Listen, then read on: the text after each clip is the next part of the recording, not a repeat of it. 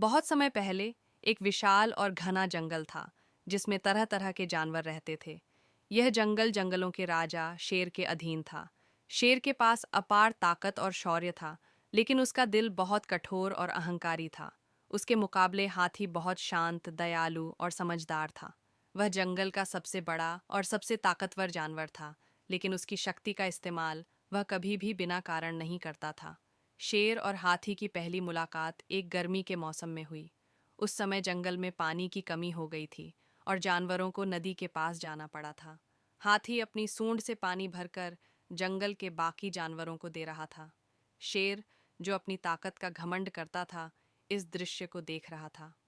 तुम क्या कर रहे हो? शेर ने ऊंची आवाज में पूछा।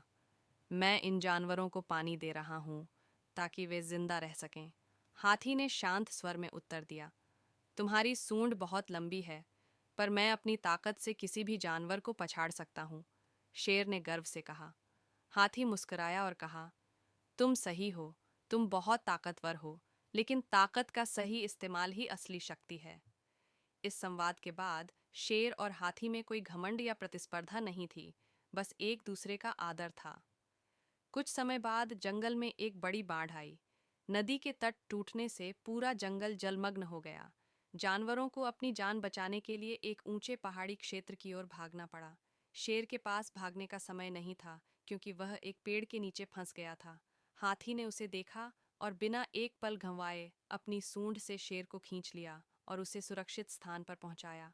शेर ने अपनी जान बचाने के बाद हाथी का आभार व्यक्त किया और कहा, तुमने मेरी जान बचाई।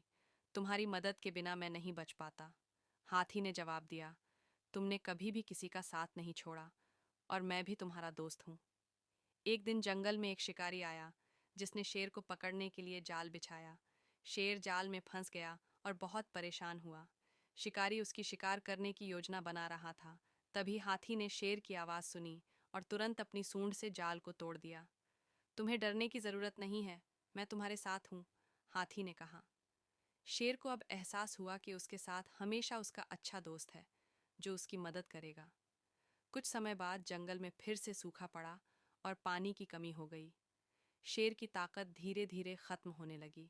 हाथी ने उसे अपना समर्थन दिया और मिलकर दोनों ने जंगल के अन्य जानवरों के लिए पानी की व्यवस्था की।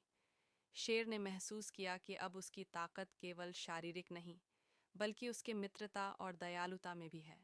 तुम सही कहते थे हाथी, असली ताकत अकेले नहीं, बल्कि एक दूसरे की मदद में है, शेर ने कहा। समय के साथ शेर और हाथी का रिश्ता और भी मजबूत होता गया। शेर ने अपनी अहंकार को त्याग दिया और जंगल के बाकी जानवरों के साथ अच्छे संबंध बनाए। हाथी ने हमेशा शेर का साथ दिया और दोनों ने मिलकर जंगल को और बेहतर स्थान बनाने के लिए काम किया। शेर और हाथी की मित्रता जंगल के लिए एक उदाहरण बन गई। उन्होंने समझा कि असली दोस्ती में किसी भी तरह का भेदभाव नहीं होता और जो सच्चे दोस्त होते हैं वे एक दूसरे की मदद करने में कभी पीछे नहीं रहते। इस कहानी में अब काफ़ी ज़्यादा घटनाएं हैं और शेर और हाथी की दोस्ती की गहरी समझ को दर्शाया गया है।